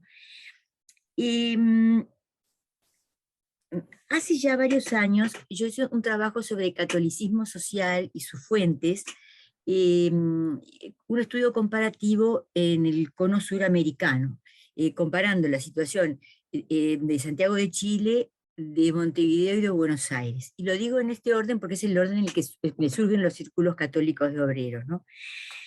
Pero es muy interesante, el primer círculo católico de obreros fundado en Francia, en Montparnasse, es de 1865, y bueno, 30 años después ya existen un círculo de obreros en Tucumán. El primer lugar en el que surgen los círculos es en Chile, en el año 78, y eso se multiplicó. La verdad que en Chile tiene una iglesia muy dinámica. En Uruguay se crean en 1886, y hay algunas fuentes concretas, porque las relaciones no son tan directas con Alemania porque la obra de Kettler no estaba traducida. Entonces, a donde se escribe fundamentalmente es a Francia, se escribe a Montparnasse y se escribe a Barcelona, al obispo de Barcelona, porque hay una obra bastante importante y muy desarrollada por un jesuita, pero no voy a entrar en detalles. Y en el 92 se funda la sociedad, los círculos de Grote en Buenos Aires. Y 3 años inmediatamente aparece la obra en Tucumán, lo que me parece sumamente interesante, lo que se explica, evidentemente, tú lo explicaste muy bien, por el contexto, el desarrollo industrial y los problemas de cuestión social que traen inmediatamente. Ahora, también, digamos, me interesó mucho que al año siguiente hay también círculos católicos en Catamarca y en Santiago del Estero. Y yo reconozco mi ignorancia, pero me pregunto si ahí si es como una especie de contagio regional o si había realmente un contexto industrial. Yo no creo que pudiera acercarse o compararse con lo que se vivía en Tucumán. Entonces ahí hay realmente un primer tema que es interesante y que además yo vincularía en su momento. Yo encontré que sobre todo, espera que estoy abriendo algo que tenía abierto y que lo cerré, acá, que con todos los propios conflictos que tuvo el pobre padre, digo pobre porque me parece que fueron siempre muy injustos, el padre Grote, en 1919, dirigida por Monseñor D'Andrea, funcionaba ya una federación de círculos de obreros en la Argentina. Y llegó a congregarse en el año 19, es que se convocó el Congreso de católicos, círculos católicos sociales de América Latina, y participaron Argentina, Chile, Uruguay, Paraguay, otros países se excusaron. Me gustaría saber si tenés idea de si hubo alguna participación tucumana en ese contexto, porque además había como un objetivo que intuyo que no se cumplió, pero como de crear una red, ¿no es cierto?, de círculos católicos, por lo menos en la región. Eso es por un lado. Por otro lado, un punto que en su momento me resultó de mucho interés fue trabajar con las bibliotecas que manejaban tanto los católicos sociales chilenos como los uruguayos. Yo no pude acceder a lo que había en Argentina. hice algunas consultas después, porque yo pregunté por los libros del padre Grote, me dijeron que no se podía acceder, que los redentoristas no dejaban. Bueno, después otras personas me dijeron que esos libros se mantenían en el círculo en, La en, Federación. en Buenos Aires. Claro, pero entonces también me dijeron, no voy a decir quién, pero me dijeron, pero son todos en francés, no se entiende nada. Les tiraría de las orejas, porque todos lo que leían era justamente en francés, porque las fuentes fundamentales, el primer bloque son lecturas francesas, el segundo bloque son lecturas belgas, porque el catolicismo social en Bélgica es fuertísimo, y naturalmente la mayoría de los textos que llegan son en francés, o hay traducciones, porque muy pronto se traduce en muchas cosas al español. Y hay un pequeño bloque, no pequeño, pero hay un autor alemán que se llama Franz Hitze, H-I-T-Z-E, que Franz Hitze le publicaron la obra, primero la tradujeron en Barcelona y muy poco después en Santiago de Chile, una obra que se llama El problema social y su solución. Mi pregunta era, bueno, si tenés alguna idea de, me podés llegar a decir, no tengo la menor idea porque reconstruir las bibliotecas es de locos, pero el asunto es, si sabemos qué leía el padre Zavaleta, o tal vez sea más fácil si se mantiene algo de la biblioteca de Monseñor Padilla, porque es posible que en el arzobispado se mantenga mejor la biblioteca. En relación con los dominicos, hay un solo dominico que destaca, y yo me acabo de sorprender recién, porque cuando yo hice este trabajo hace mucho tiempo, para encontrar algo de este dominico me costó una locura, y ahora abro y aparecen artículos, es maravilloso lo que crece Internet, es una cosa, monumento a Internet. El pobre Zavaleta hubiese puesto Internet, si existía, y lo estarían criticando. Si hubiera existido. Hay un dominico que se llama, que era belga, Ceslas, sería Stanislao, me imagino, Rutten, R-U-T-T-E-N. Sí, y que es tiene muy... manual tiene Rutten. Exactamente, el pequeño manual de estudios sociales, que fue muy leído. Bueno, estamos llegando. Es un libro que está en la biblioteca del arzobispado y que estaba en las bibliotecas chilenas. Hay un chileno llamado Patricio Valdivieso que publicó una obra sobre la problemática, después te puedo pasar el título bien, pero sobre los problemas sociales en Chile, y que hizo un trabajo buenísimo sobre de muchas bibliotecas en Santiago y alguna más. Entonces ahí es sorprendente, no es sorprendente, son los mismos autores los que se pasan y leen todos. Pero entonces ya veo que Rutten está ahí, muy bien por Rutten. Sí. Claro, Rutten publica su obra en francés y en neerlandés al mismo tiempo en Gante en el 11, pero en el 14 ya lo traducen al español. Y llega muy pronto, Tercera pregunta. Tú hablaste de la aplicación de la Rerum Novarum. Sí. Y de la llegada, una de los hechos que llama la atención y que también es muy esperable, es lo que un historiador francés, Joly, ha llamado la interpretación minimalista de la Rerum Novarum, y que es cuando pasó en Montevideo, pasó en Santiago de Chile, no encontré los datos en Buenos Aires, pero seguro que pasó también.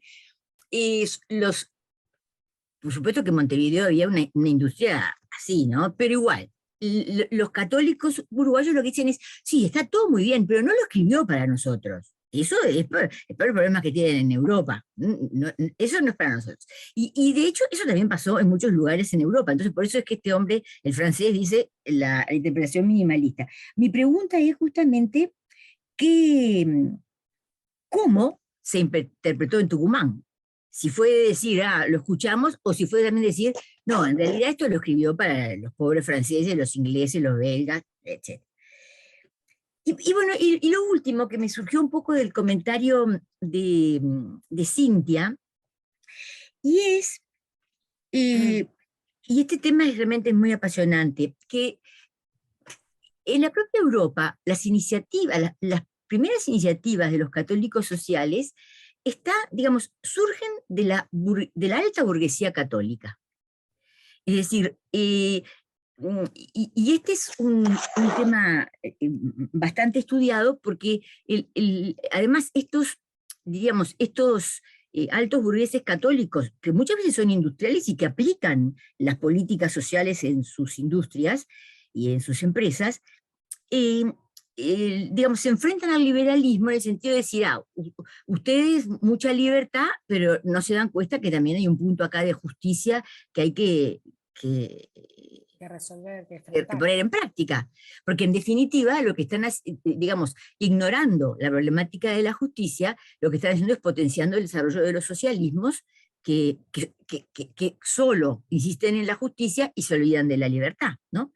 Y lo último que voy a decir, porque este es un trabajo que mi tutor de tesis en Lovaina realizó especialmente. Hay un libro que yo creo que se puede bajar porque está agotado, que se llama La Internacional Negra, y el editor es se escribe Emiel Lamberts, y hay artículos en francés y artículos en inglés, porque el libro está hecho, se hizo un coloquio, y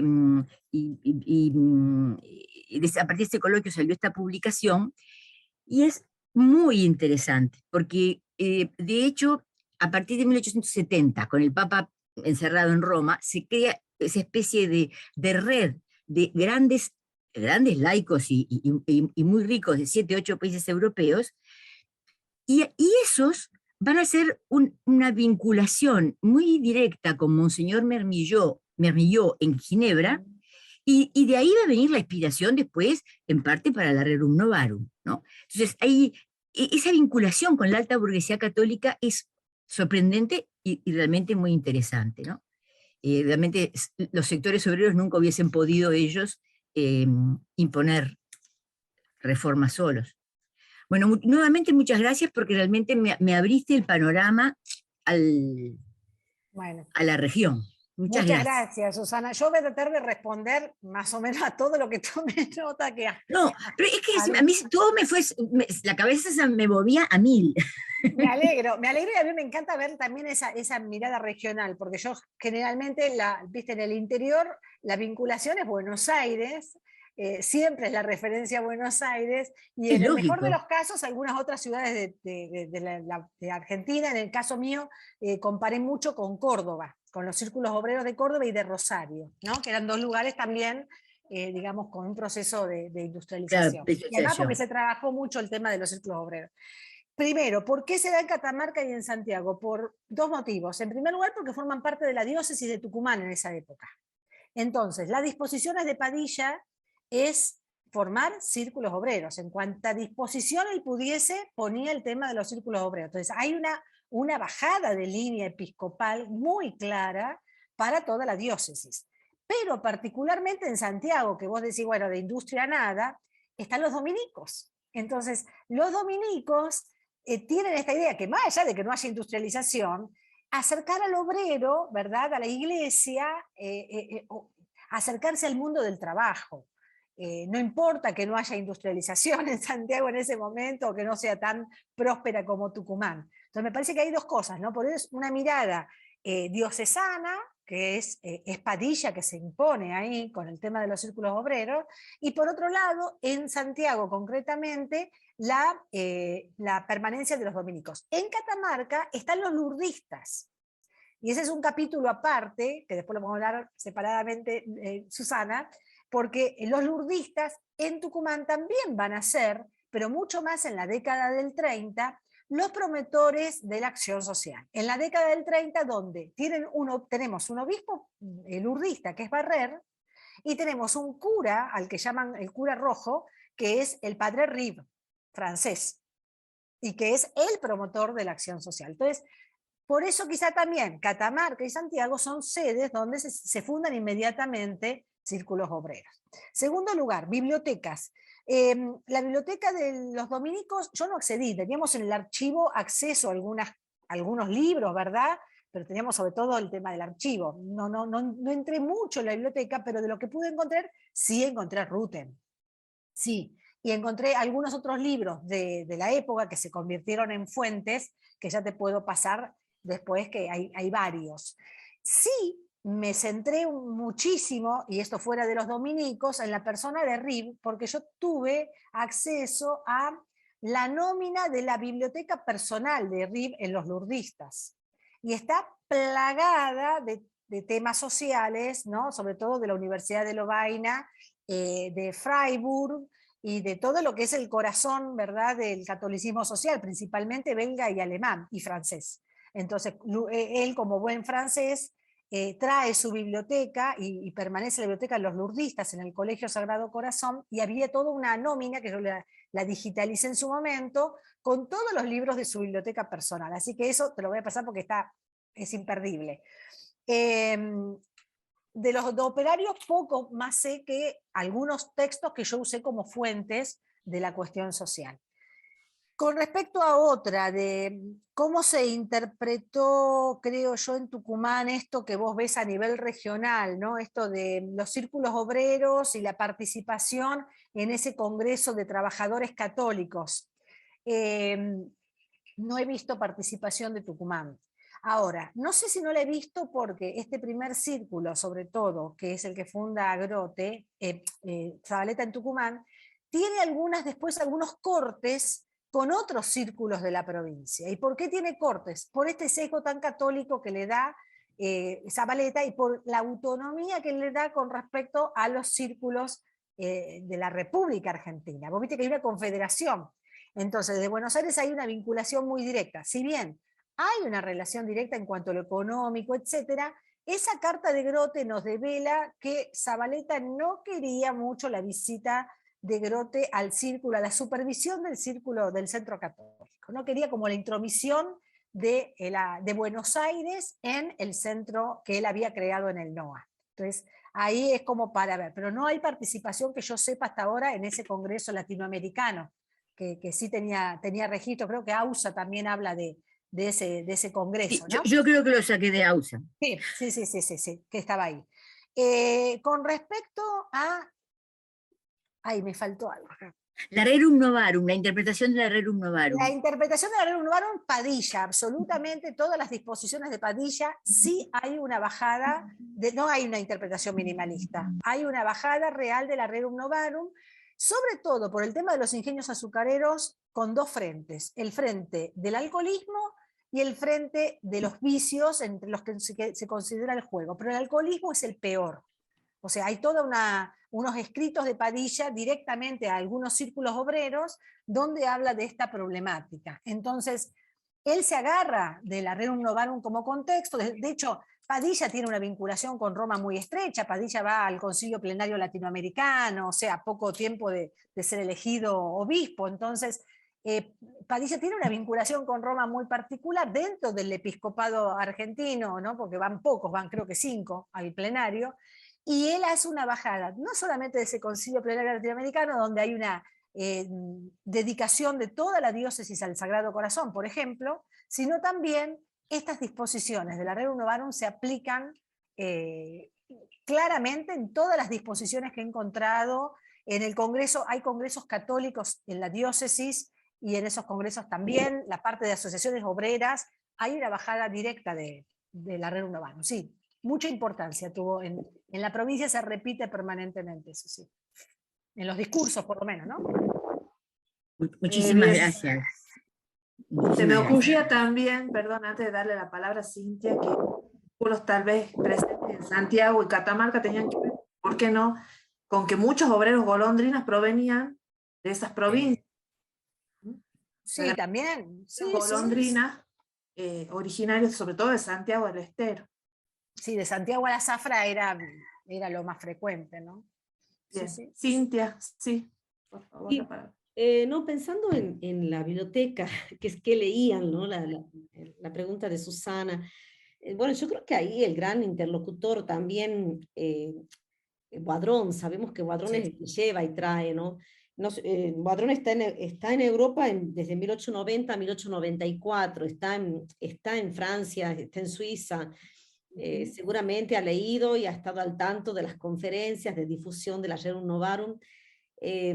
y de hecho él es el que traduce a von Ketteler. Yo creo que von Ketteler llega acá porque están algunos textos en francés de él, porque Boisdron no leía alemán, pero sí él es un gran traductor para la gente de Tucumán de las cosas que se publican en Francia.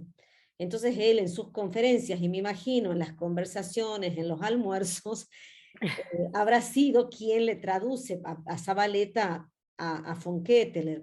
De hecho, en las homilías, en los discursos que se conservan de Boisdron, las referencias Los menciona, sí. al catolicismo social es este obispo alemán. Y otra cosa es que Boisdron está en Gante, en Bélgica, en el capítulo general de 1898, y hay una carta de él donde cuenta, a Elmina Paz le escribe, diciendo que hay frailes dominicos belgas que trabajan como obreros en las minas, y lo hacen para poner en práctica las intuiciones de la Rerum Novarum en lo que es experimentar en carne propia el mundo obrero. Claro, estamos hablando de fines de 1890, 60 años antes de los curas obreros franceses. Exacto. Entonces, yo me imagino el impacto que debe haber sido para este fraile que ya está viviendo en Tucumán, ver estas transformaciones de los frailes dominicos en Bélgica y aventurarse a vivir la situación obrera siendo ellos obreros en las minas, ¿no? Y evidentemente eso se conversa en el capítulo general de los frailes y circula estas decisiones de los dominicos, ¿no? Entonces me parece que ahí estas ideas que viajan de una orilla a otra del Atlántico, creo que son las que hacen despertar también, sumado a la militancia de anarquistas y socialistas, que en Tucumán es fuerte también, y que Padilla y Bárcena en sus discursos, él hace alusión al temor que tiene de que el mundo obrero, de que el sector obrero sea cooptado por las ideas anarquistas y socialistas. Entonces creo que Padilla y Bárcena además tiene miedo al comunismo, ¿no? Y por eso apoya estas iniciativas, pero en lo que yo he leído de las cartas pastorales de Padilla y Bárcena, es muy clásico. Apoyemos el catolicismo social porque en realidad tengo mucho miedo al anarquismo, ¿no? Mientras que en lo que uno puede releer de Boisdron es otra la mentalidad. Me parece que es como más moderno. Más moderno. En cuanto a lo que ha visto, porque él sigue viajando a Europa, va y viene, y yo creo que eso hace que en Tucumán lleguen algunas otras ideas, ¿no? No son muchos los que viajan en esa época, ¿no? Perdón, una pregunta que les hago a las dos. ¿Cuánto tiempo, digamos, llegaron a convivir en el convento Boisdron y Zavaleta? Boisdron muere en 1924. O sea que por lo menos 20 años conviven. Fácil. Con la madre, yo sé que tiene una relación muy estrecha Boisdron con la madre de Zavaleta, con Jesús Méndez, y Jesús Méndez muere en 1904. O sea que él sigue la relación con los hijos, ¿no? Claro, pero Zavaleta, ¿cuándo ingresa? ¿En qué año ingresa Zavaleta? Y a los 15 años, más o menos, nace en 1868. Hagamos la cuenta. El 83. Pero además, quien lo recibe en la orden a Zavaleta es Boisdron. Claro. Él lo recibe. Sí. Además, y eso vive en la misma cuadra. Claro. O sea, la casa de los dominicos está en lo que hoy sería el instituto, bueno, lo que era la biblioteca, el 9 de julio 181, 187, o sea... Boisdron lo modeló a Zavaleta. Sí, lo que pasa es que Boisdron es el intelectual, o sea, el más formado. Zavaleta yo lo que veo es que no tiene una formación intelectual, por lo menos no se ve esto de los libros, no se menciona nada. Cuando hay una persona muy lectora, vos te das cuenta, o aparece en en las cartas, acá no aparece una formación. Yo creo que más bien hay una protección y una relación personal y una admiración de Zavaleta por Boisdron que lleva a que como que se pone detrás de esta línea, pero no tiene el vuelo que tiene Zavaleta, que tiene Boisdron. Ahora, ¿sabés, Silvina, que acá en Uruguay hubo un arzobispo, el primer arzobispo, muy intelectual, y escribió un montón, entonces en los libros cita, pero en las cartas no nombra nunca nada, y era un lector empedernido. El asunto es realmente ver los libros más que nada, y sobre todo si esa relación con Boisdron es fundamental, porque evidentemente habrá formado a todo el convento.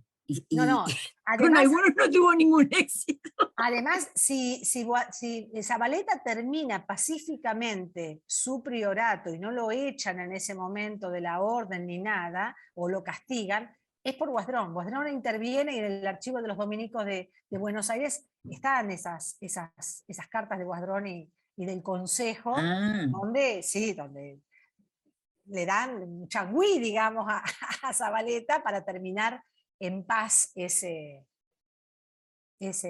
periodo, ¿no? Así que sí, tuvo que haber una influencia muy grande. Muchas gracias. Bien, seguimos. Lucrecia veía una manito levantada hace rato y después la bajaste, o era un ok, no sé. ¿Querías decir algo? ¿Estás con el micrófono? Hay una persona que levanta la mano, pero no está Sí, también. identificada. Sería bueno que ponga su nombre, porque si no es muy Ahí está, ¿me difícil dar la escuchan? palabra a un número. Sí, ahí está hablando Lucrecia. A ver, Lucrecia. Hola Silvina, ¿me escuchan? Sí, sí, ahora sí. Bueno, muy interesante tu exposición, sobre todo que está muy relacionado a lo que yo estoy trabajando ahora con Buenos Aires.